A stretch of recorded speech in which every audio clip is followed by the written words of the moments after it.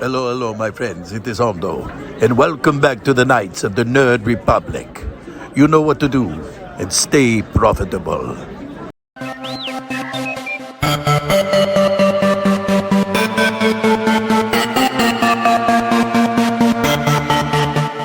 The Nerd Academy podcast is released weekly at 12 p.m. Eastern Standard Time, available on our website at www.thenerdacademypodcast.com and wherever you listen to podcasts. You can find the Nerd Academy podcast on Facebook, Twitter, Instagram, and YouTube. You can also help support the show by going to patreon.com/The Nerd Academy podcast, where every donation allows us to bring you more exciting content every week.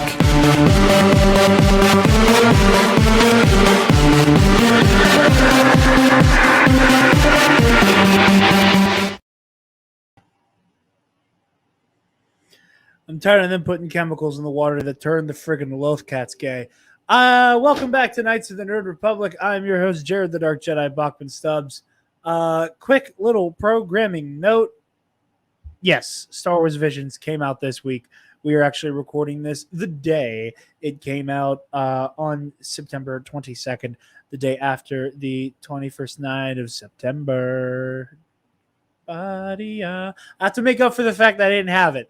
I'm ashamed of myself. I didn't sneak it into TNAP on the day it was coming out on September 21st, and I'm disappointed that I didn't cash in on an Earth, Wind, and Fire Day joke. I didn't wear my Earth, Wind, and Fire t-shirt. But next week, assuming everything goes according to plan, we will be doing our review. I have hiccups. I just ate. I'm tired.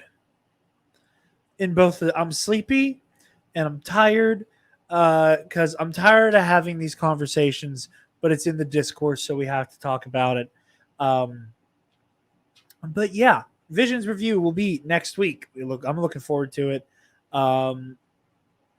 Yeah, and since we're doing it on a random day, might even do it live because I like doing these live shows. It's fun. Knights of the Nerd Republic isn't going to be the only show that ever goes live randomly. Before I was considering doing like a Nerd Academy live, but quite frankly, the time and resources to do that aren't there. Everybody's schedules are kind of up in the air at the moment, which is making just getting the shows done in general difficult. So thank you to everybody's patience. Thank you to our patrons who have been very patient with the fact that some of the Patreon shows have been running behind a little bit.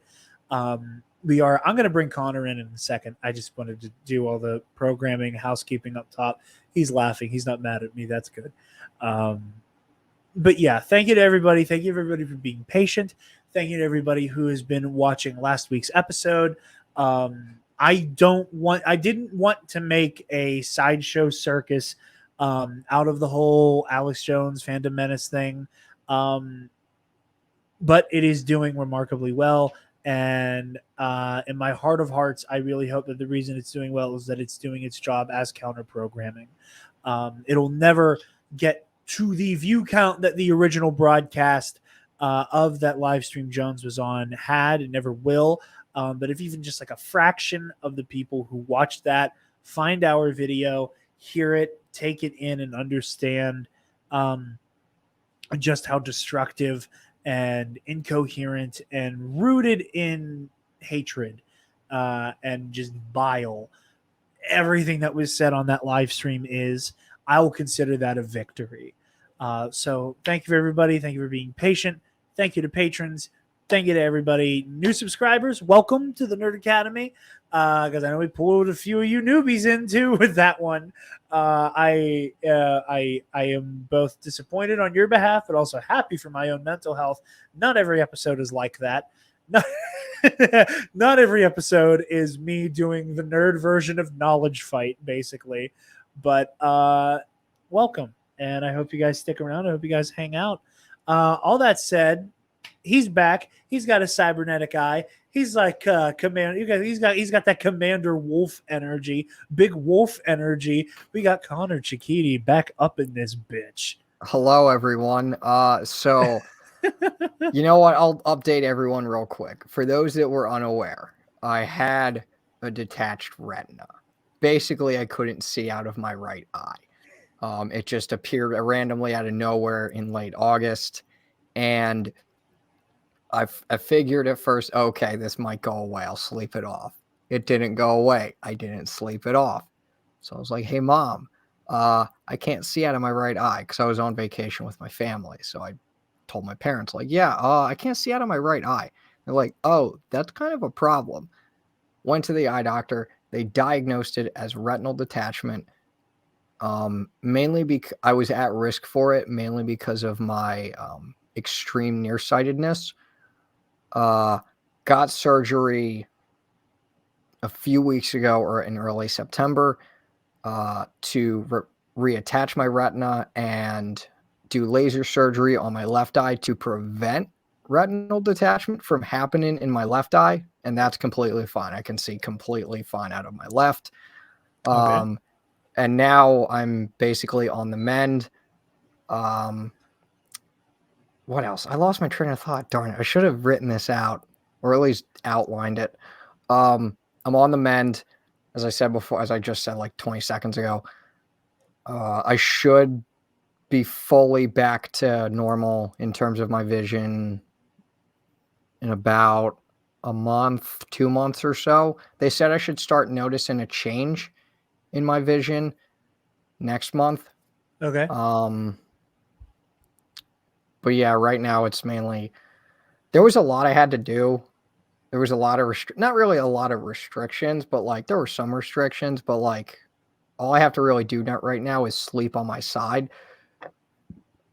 which for me at least kind of sucks because I don't sleep on my side, but it's not as bad now. And I have to put drops in my right eye for, because it's my prescription. But yeah, I'm back on the mend. I'm good. I'm here. We're here to talk Star Wars. My name is the Single-Eyed Pirate because I figured, why not? I'll just go with the joke and hopefully get an pirate eye patch someday. Hopefully one to match our wonderful intro video of Hondo Onako. Yeah. Well, I for one, I'm glad you're feeling well, feeling better. We missed you. I missed you. And it's good to have you back, buddy. And also, Christina probably doesn't listen to this show, but like, Christina Ariel is a freaking angel. Quick sidebar before we get into the news. Not only did she mention me on Twitter to wish me well, and I didn't know about that until like a few days after or like the day after, she also DM'd me on Twitter and Facebook. And the only reason I knew about that was I had my parents just go through my notifications because I figured there was a lot of messages from people. And so she read off a few of my texts, and then she said, yeah, there's this one from this Christina Ariel. And I had my head down, and mind you, this was like the day after the surgery and I was back home and I was still trying to get off the anesthesia. I legit almost cried because like I just was like, we don't deserve her. This is insane. So yeah, it was very sweet of her. I had my heart smiled when I saw that. I was like, oh, that's very nice. It's so good. It is. But yeah, let's get into the news. All right. So Disney. So there's going to be Disney Plus Day this year. November 12th. Yep, we're getting a bunch of stuff, I think. Hot take.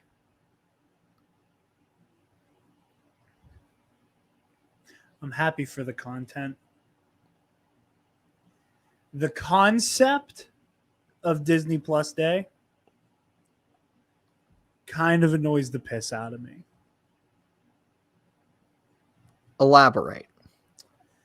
There's something that really frustrates me about it's product day. Aren't you excited to celebrate the anniversary of this product? It's the way that Disney knows we will eat up anything they give us on a Pixar, on a Disney, on a Star Wars, on a Marvel level. that they can just go, it's the anniversary of a streaming service, and we're going to celebrate it. And you're going to block out your whole goddamn schedule to watch every goddamn second of it, aren't you? Again, I'm not some like Disney, I love the content, hate the company. It's one of those yeah, all corporations no, I get that. are evil type thing, but yeah. But also look at all the Star Wars and Marvel shit around me. So complicated relationship. All of that said, it kind of annoys me a little bit. I'm excited for what we're gonna get, and I'm excited about the things that I watch on Disney Plus. Yeah, and I'm excited and about will be watching.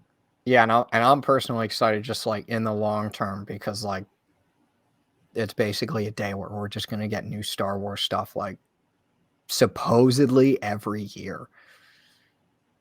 But also, I get that. Yeah. Yeah, it is the verbiage of Disney Plus Day. Name another company that celebrates itself this much. You can't. I got nothing. Exactly.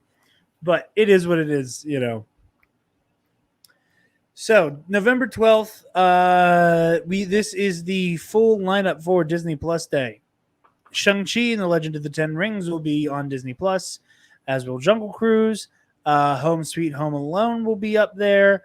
All new original series of shorts from Walt Disney Animation Studios called Olaf Presents, which sees Frozen's Beloved Snowman retelling several Disney classics.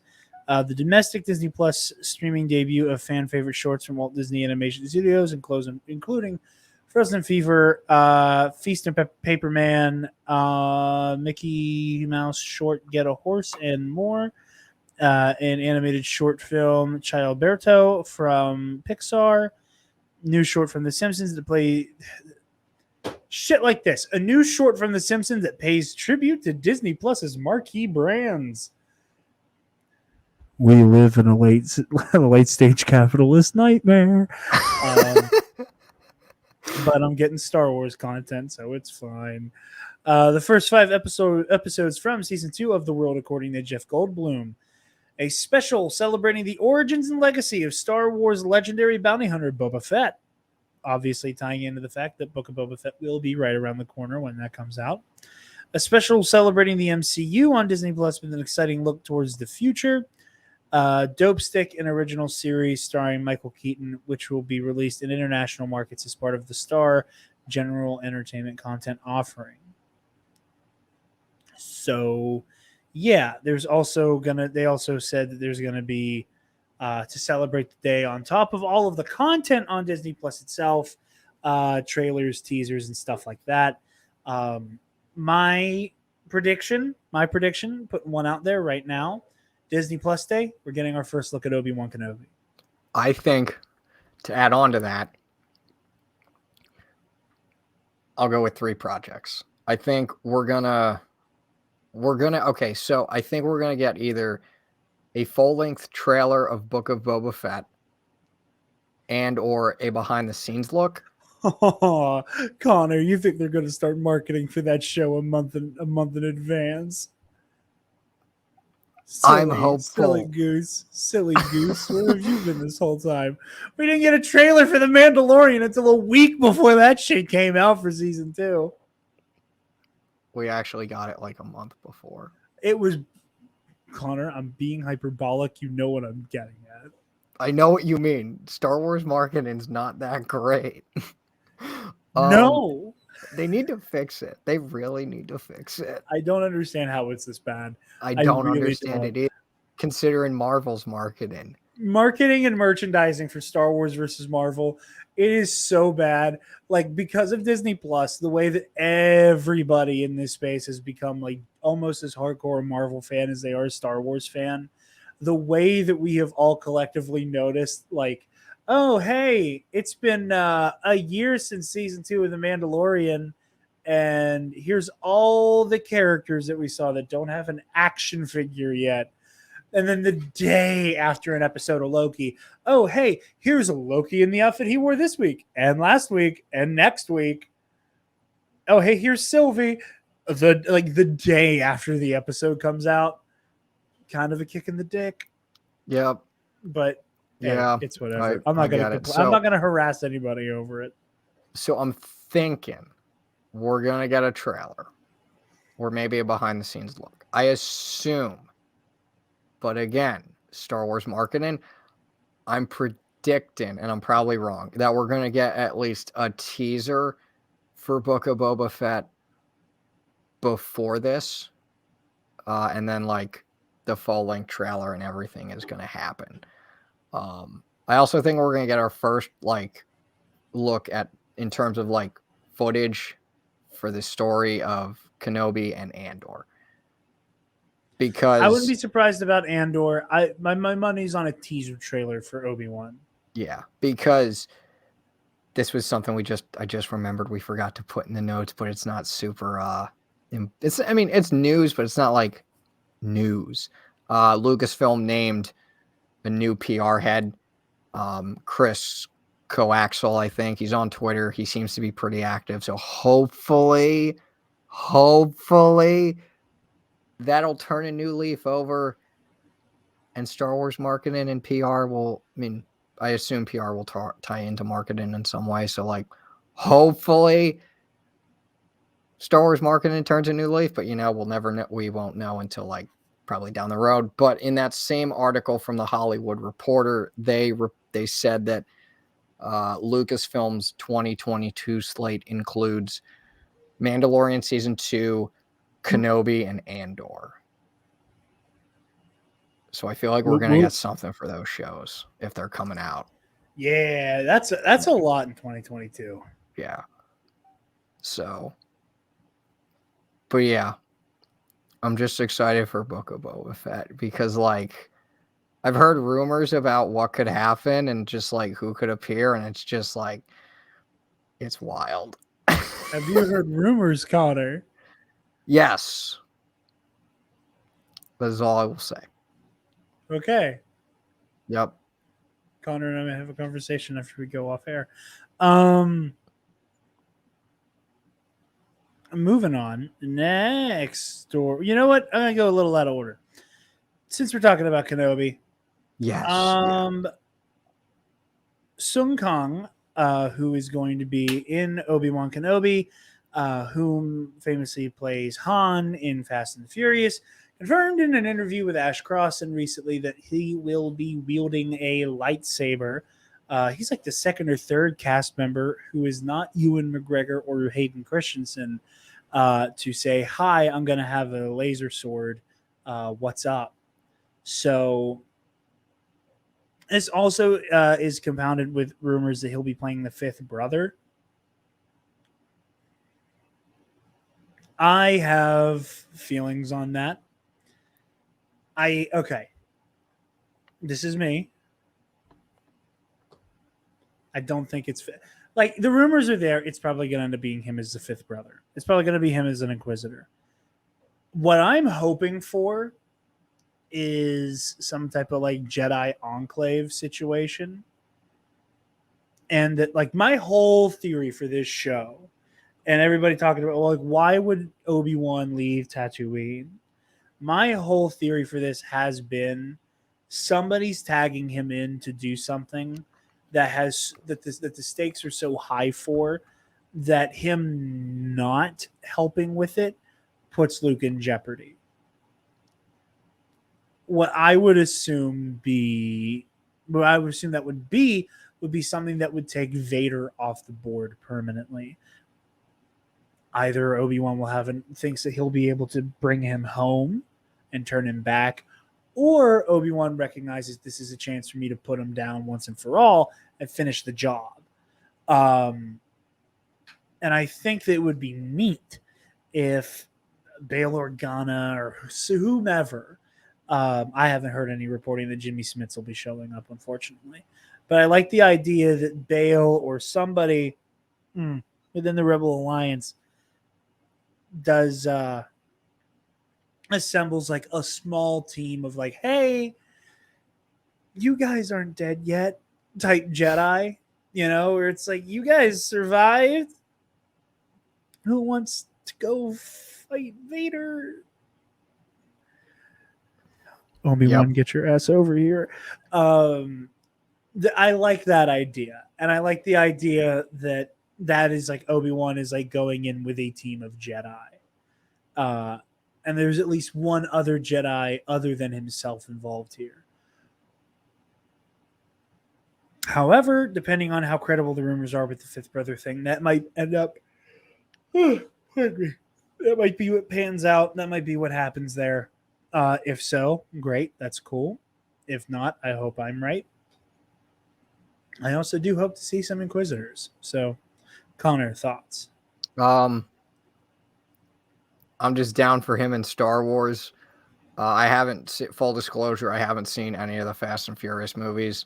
In fall, I've seen bits and pieces, obviously, but just because of how, I don't want to say culturally relevant's not the right term, but like, for lack of a better term, like popular they are. And so I've seen his face in them. So I have a bit of awareness with who he is. Okay, so I'm just going to go with ideally and realistically. Ideally, I'm kind of with you, Jared. I'm kind of hoping he's some sort of Jedi character that like Obi-Wan has to either team up with or help.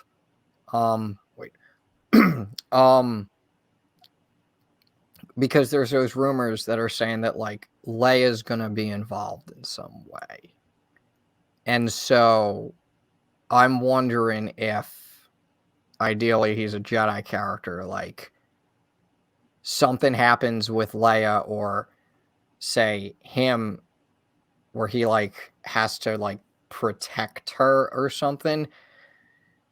And it affects Obi-Wan to the point where it's like, I need to leave the planet and go help with this. And in some way it'll help with Luke. So I want to hope he's a Jedi because like Ewan McGregor and Sung Kang. Is it Sung Kang or Sung King? I am using the so whenever like Shang-Chi first came out, and there was a lot of people who speak the language who said it's not Shang, it's Shang. So okay. That is why I am saying Kang because of the ANG. And if we're wrong, let us know in the comments. And okay, so remedy that. So I'm going with Sung Kang. I mean, maybe there's an SH on the S. I'm not sure. Yeah. Sung Kang, yes. Yeah. But seeing Sung Kang and Ewan McGregor team up with like a blue and green lightsaber would be super incredible. It's funny you say that because I was going to give him a green lightsaber in the thumbnail. Nice. But also like they'll have to do something with the fifth brother to make it seem that there's still some stakes involved because like obviously like any survives. Inquisitors, like just give us more. Like, make new Inquisitors up. I don't give a shit. Give me more. I love the Inquisitors are like one of my favorite things about the new canon. It is they're such a cool concept. Agreed. But yeah, so that's all I got really. That's fun stuff. Little quickie story here. We have the Quantic Dream, the developers behind Detroit Become Human, are rumored to be in the production stage of a Star Wars game. So keep your eyes out on that in terms of rumor watch. Speaking of Star Wars video games, Star Wars Hunters, we finally got an actual trailer for it. Going to be a mobile and Nintendo Switch exclusive, at least at first. I'm excited. I'm really sorry. I keep yawning. Dude, I need to not because like I still have shit to do when we're done. I have a whole ass character sheet to write for the Versus series. Connor, thoughts on the Hunters trailer? It looked really good. I currently have a PS5 console. So unless it comes out on PlayStation, PS5.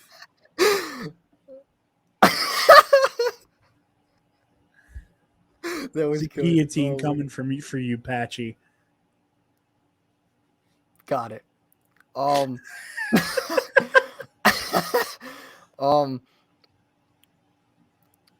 lost my train of thought. Darn it. Oh, okay. Hunters. So unless it comes out on consoles, probably not gonna play it. I just want to go back to the Quantic Dream story. It's rumored to have been in development for about almost 2 years. Yeah. And one of the lead developers people have found out is kind of problematic. That I didn't know, but most video game companies are. Yeah, apparently awful. there was the one specific example I can remember is there was a Marvel game in development that was getting super hyped, but then they canned it, and I think David Cage personally wanted to get it canned because it was, quote, too gay. And I'm just like, that was the new Warriors TV show. Okay. I thought it was a game. Okay. No, that whole brouhaha was over the new Warriors show. I could have sworn there was something. I mean, there might be. Like I said, most video game studios, it's not rare to be like, oh, hey, there's a bunch of dickheads here. Blizzard being what it is. Connor, I'm not trying to make fun of you, buddy, but you very clearly trying to only read with one eye is adorable.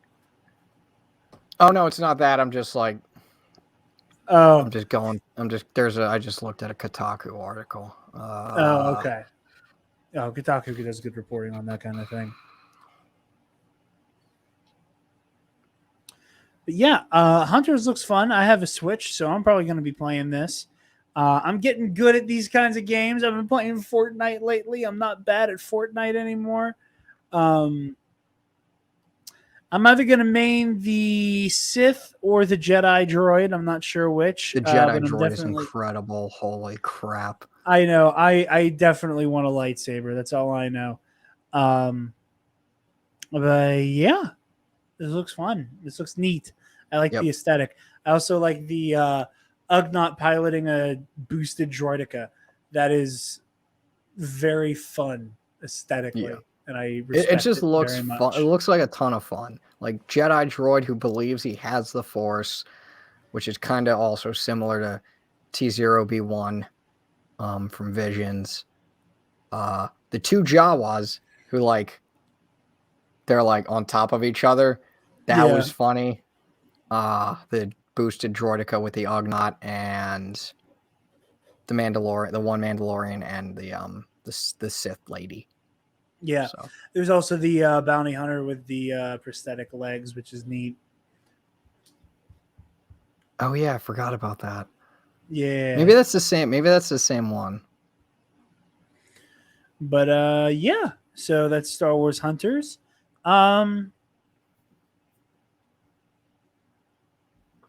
Mando Emmys. I know the article was loading. I apologize. So, The Mandalorian Season 2 has been honored with 7 awards in the Creative Arts Emmys award ceremonies in the following categories. Outstanding visual effects in a season or movie. Outstanding sound mixing for a comedy or drama series 1 hour for Chapter 13, The Jedi. Outstanding cinematography for a single camera series half hour. Chapter 15, The Believer. Outstanding music composition for a series original dramatic score. Chapter 16, The Rescue. Outstanding prosthetic makeup, Chapter 13, The Jedi. Outstanding stunt coordination, outstanding stunt performance. So, The Mandalorian continues to rack up Emmy wins and nominations, which makes me very happy. Obviously, awards don't matter. You like what you like, and that's okay. And we'll talk about that kind of mentality a little bit later. But it's still nice to see see fandom stuff pulling it down. Agreed. Makes me happy. Also, WandaVision got snubbed at the Emmys, and it's bullshit. Thank you for adding a story. Yeah, speaking of, Ludwig Göransson will be returning to score Book of Boba Fett. Yep. And every time I see it abbreviated, I look at it and just go BOBF. So this article was posted on the day that we're recording, which is Wednesday, September 22nd. And in it, it says score-in sessions for the project have already started in recent weeks. So he's been going at it with the score for Book of Boba Fett. And I'm super excited. I love him so much. He's one of my favorite producers. He's one of my favorite composers.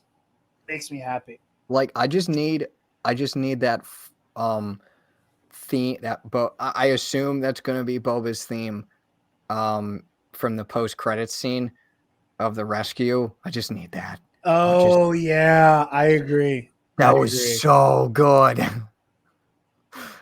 I can't wait to hear that like in different variations throughout the soundtrack. Oh man. Dude, Book of Boba Fett's gonna rule so hard, and I don't think any of us are prepared for it. None of us are. I don't like, for those who have been keeping up with the comics, this is just honestly a guess right now. I feel like War of the Bounty Hunters is setting up for it. I'm so behind. All right, Connor, you ready to get into the shit? No, because I literally have very little to contribute to this. But yeah, I'm ready. All right, so Marcia Lucas,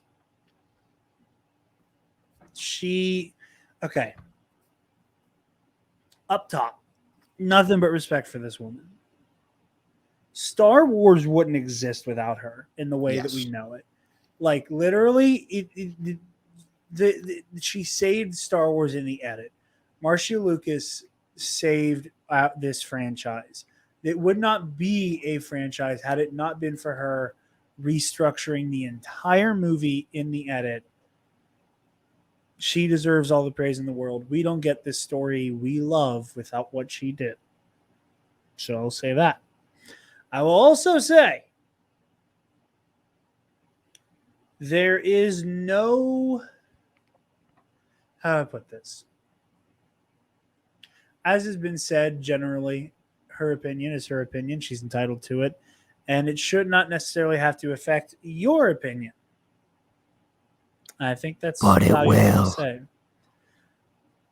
My thing with this discourse is, in my opinion, there are some opinions that when you hear the content of said opinion, it is okay to, in some way, dismiss it out of hand because the opinion is made up of faulty logic that doesn't quite hold up to snuff.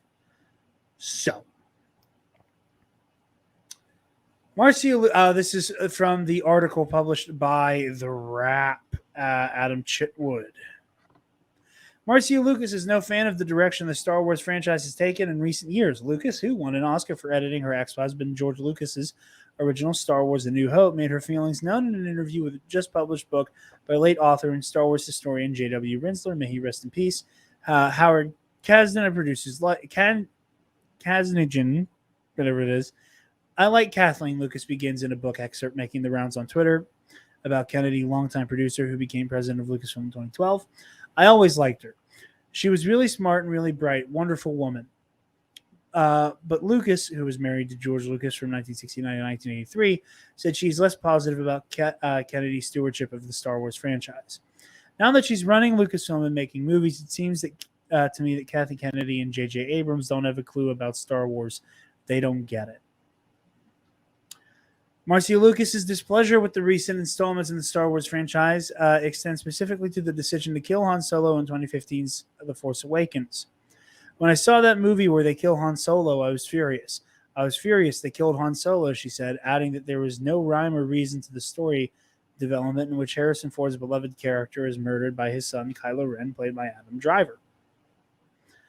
Lucas also took aim at Luke Skywalker's demise in The Last Jedi, and the decision to have the character disintegrate, while also taking particular offense to the character choices surrounding Daisy Ridley's sequel trilogy protagonist Rey. And they think it's important to appeal to a women's audience, so they have their main character as the female who's supposed to have Jedi powers, but we don't know how she got Jedi powers or who she is. It should be noted the interview was conducted before the release of. Someone needs to proofread this article. For the release of 2019 Star Wars The Rise of Skywalker, as this is put in the article, before the release of 2017 Star Wars The Rise of Skywalker, know why. I'm being mean, I'm sorry, which reveals Rey's power stem from being related to Chief Palpatine. According to the book, Lucas is blunt about the plot of the new films. It sucks. The storylines are terrible, just terrible. Awful. You can quote me, J.J. Abrams, Kathleen Kennedy, talk to me. So,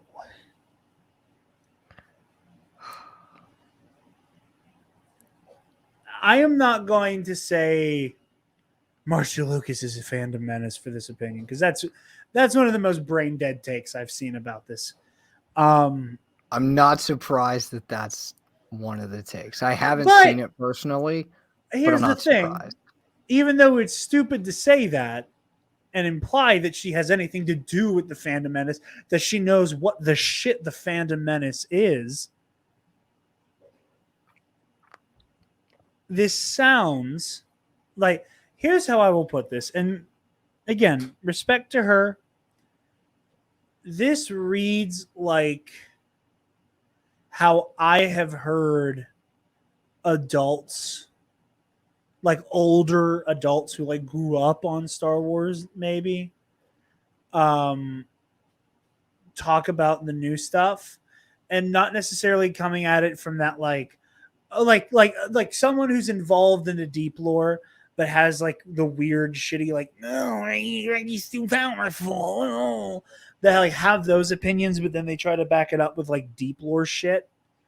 This is the, hi, I'm a normal person and my life doesn't revolve around Star Wars, but I'm just going to say a lot of stuff about this movie. I wore slides out here and I accidentally took them off, and now I'm trying to like reach for it. That's why I look weird on camera right now. But there's that weird like, oh, we don't know where her powers came from. Where did Luke's come from? Yeah. Where did Luke's come from? Where did Anakin's come from? Oh, I don't know. This kind of thing called Anakin.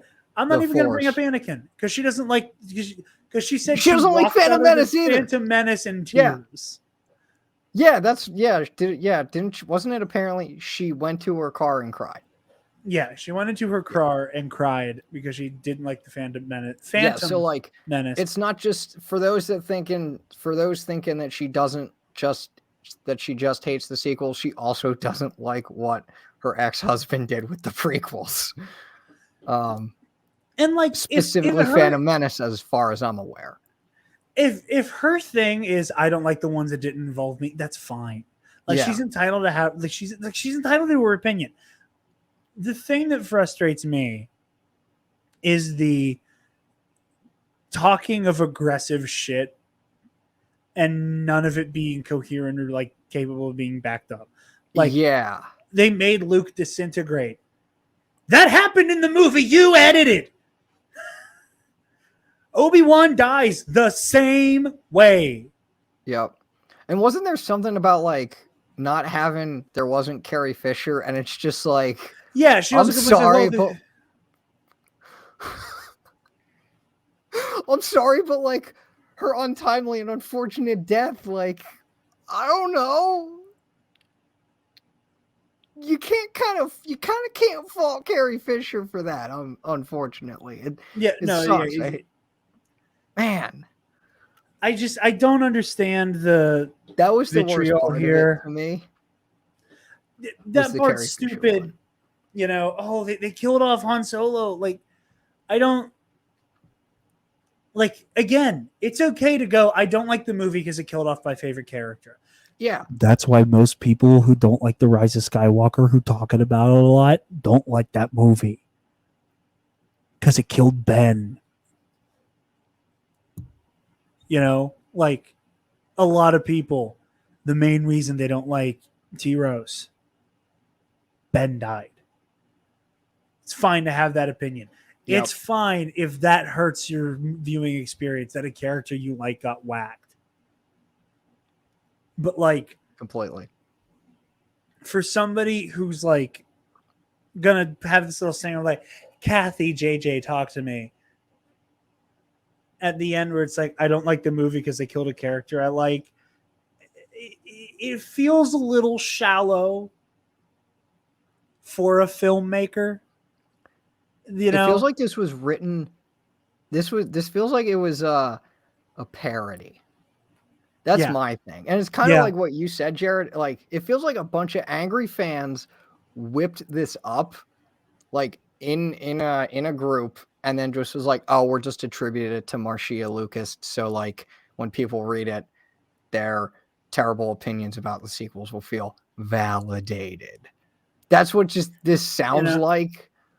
And like, again, respect to her. Seriously. She saved, like you said, she saved Star Wars. I have all the respect for her for that.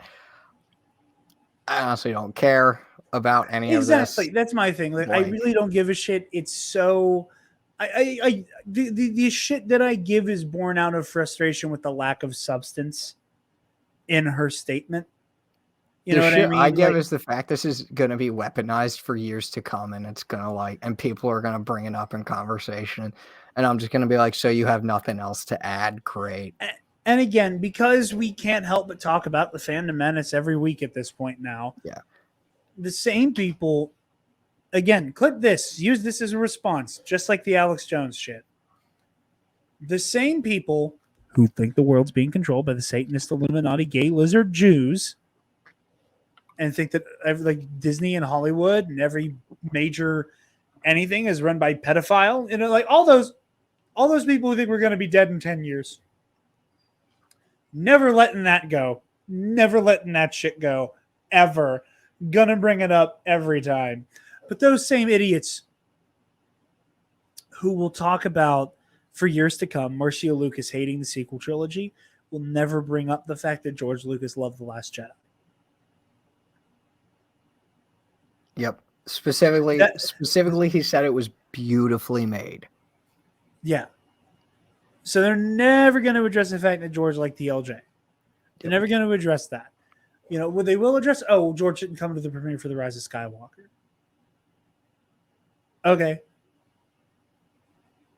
Cool. Like, he was probably busy or something. I don't know. He was probably busy or just went, I don't want to go.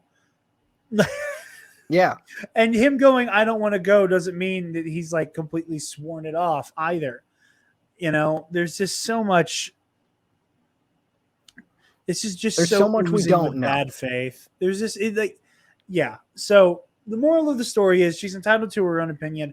And I hope anybody who hears this news is able to go, okay, moving on with it. And that you're strong enough in your own opinions. If you like the sequel trilogy and you disagree with her, cool. If you dislike the sequel trilogy and you agree with her, cool. If you dislike the sequel trilogy and this was the best day of your life when you heard George Lucas's ex-editor and wife dislike the movies you don't like, and that made your week, I'm sorry. Yeah. I hope. But it'd be really, really, really weird if you dislike the sequel trilogy and you disagree with her. That's not going to happen, but just imagine. No, because her thing is like a scaled back, normal person version of all of the same shit we've heard for years. That, again, in my opinion, are arguments that can't stand up on their own 2 feet. Again, you shouldn't have to give a dissertation as to why you like or dislike a movie. Again, if you like or dislike these movies, that's up to you. That's cool, whatever. But when you give reasons that are addressed by movie dialogue, or it's something that's kind of greatly implied, and when it's implied in other stories, you get it, but when it's implied in these ones, you don't. That's where I kind of scratch my head, and that's where I want to be like, can you explain to me why you dislike this thing? Because it seems like you don't like it for really stupid reasons, which is fair, and that is valid. It's whatever. It's people's opinion. They're allowed to have them. Yep. But yeah, I think that's all we have for you guys this week. Yep. Pretty short episode, everyone. Yeah, it's 44 minutes. You know, it was a good one. Like I said, next week Visions review.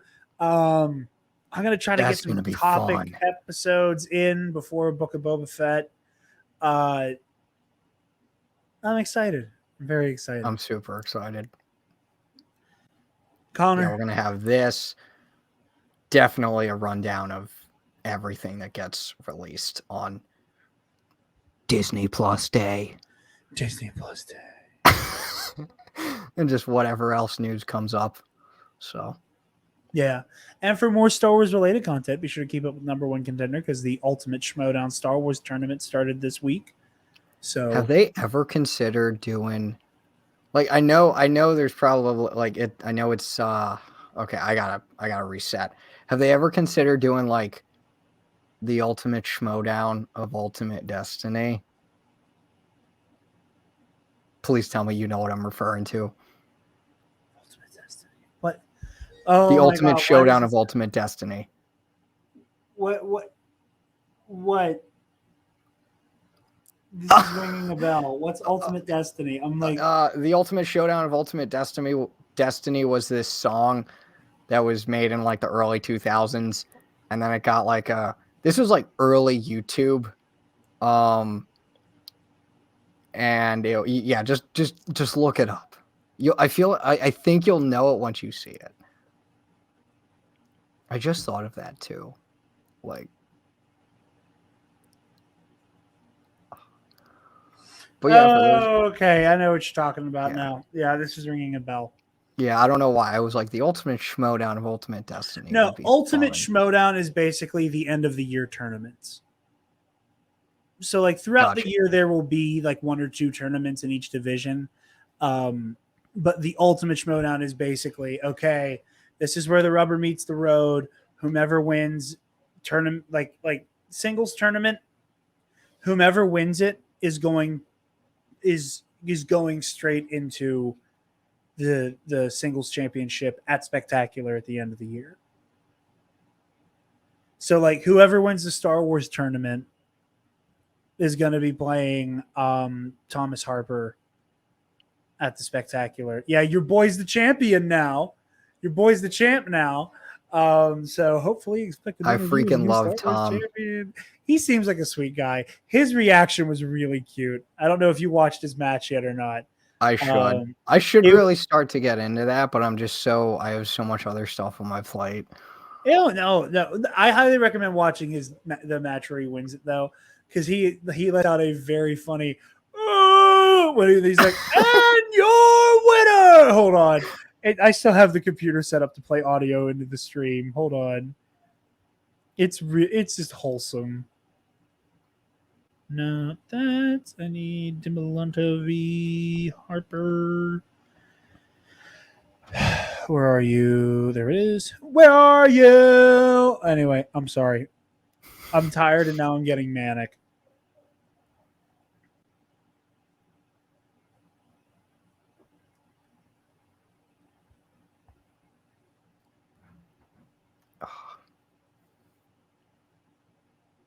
Did you hear that, Stormtrooper Commander? Did that come through? I did not. Okay, here we go. Hopefully this works the way it's supposed to. Hopefully we can hear it. Can you hear it, Connor? Nope, I cannot hear it. Damn.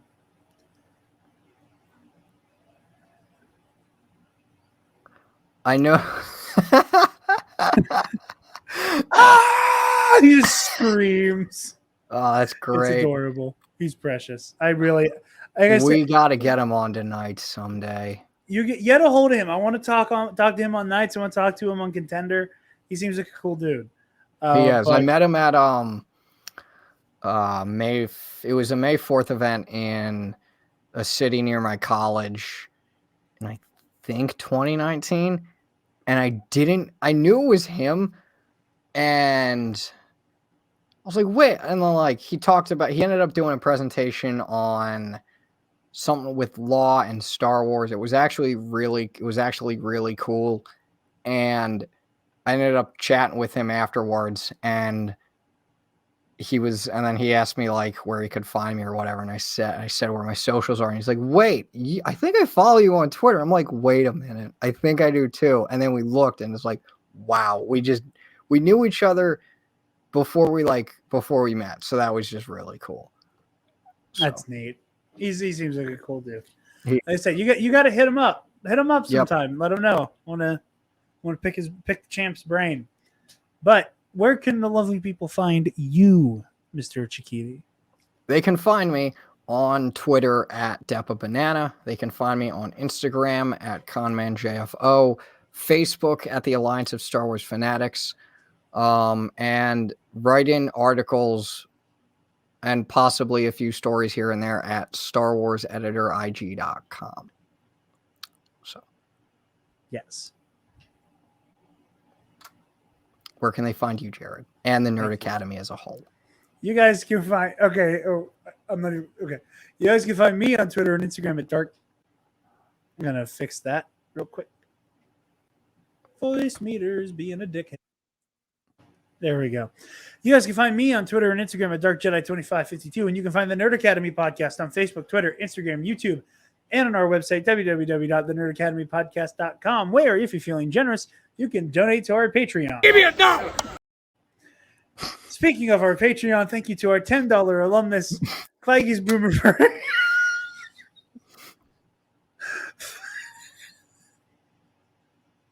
Give me $1. Feige's Boomer Burner, the Waffle Wizard, Delta 9, Zach Canals, Michael Armburst, and Paco might have changed his name. Hold on. I got to make sure. While I look. Give me $1. I was at the Renaissance Festival this weekend. That guy's bit is that he's a beggar, like it's supposed to be a joke. And as I walked past, he was doing the whole "give me $1" thing. I walked past. I started laughing. I looked at my girlfriend. I looked at Taylor. I said, it'd be really funny. She was like, what? I was like, I should go back and get a video of him, and that can just be the drop I have before we do the Patreon plug. She was like, you need to go back right now and get a video of him doing "give me $1." So perfect. Give me $1. So funny. The longer version of the video where I was like, where I put $1 in the thing, and I was like, hey, can you scream it at me? And he does it. He's just riffing and going. He's like, oh, what was I supposed to say? Oh yeah, give me $1. Like he's like, you could power a city with that man's energy. Let me tell you. But yeah, Feige's Boomer Burner, the Waffle Wizard, Delta 9, Zach Canals, Michael Armburst, and attention, ladies and gentlemen, we are experimenting technical difficulties, and we'll be back to our regular program in a moment. That is the full name. I think he did that, so I would say it during the stream, and it would throw people off. That is very, very clever. I give him major props. Yes, Paco. Incredible. You're a G. You're smart. You're a smart cat. But yeah, be sure to consider the $5 tier, where you guys get access to the KNR Versus series. We are at time of recording Coyote Mundi versus Darth Vindican tomorrow night. So by the time you're hearing this, it'll be up on the Patreon at the $5 tier. Also, Heroic History 101 is finally coming back. We're not doing Batman 3 Jokers because at this point we just can't touch it. So we're going to be doing Dark Knight's Metal for Halloween, and it's going to be back. And I promise you're going to get an episode before the end of October. So help me God. Also, Movie Club will be coming back in October for Spooky Month. Again, schedules have been crazy. Thank you all so very much for your patience. It means the world. But yeah, be sure to like, comment, share, subscribe, rate, review, do all the things. We are honored that you have joined us, and may the Force be with you always. Always. Stop! Move away from the cookie jar.